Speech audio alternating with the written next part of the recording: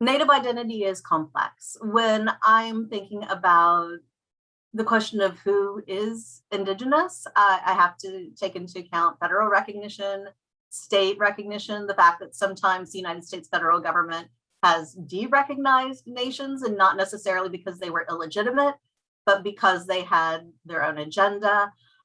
There are tribal nations that are matrilineal, are patrilineal. If I am looking at a friend who is, asking me questions about where their voice fits in, their nation may say that they don't have voting rights because they are the child of their mother and not their father, or vice versa. And I believe that that is their sovereign right to do so.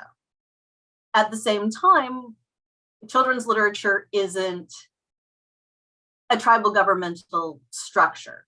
So if that person would be brought as a baby of the family to a tribal community event and accepted socially as a member, that holds great weight with me. It's a little more complex.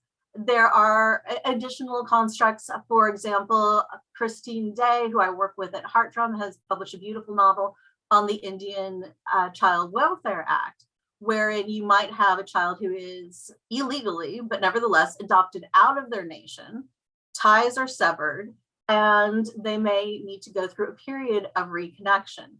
That can be difficult. The child isn't any less Indigenous the day before or after the paperwork goes through. So there are some special cases. I'm also very sensitive to the fact that with a number of Black and Indigenous folks, sometimes the records simply aren't as available as they might be for other citizens.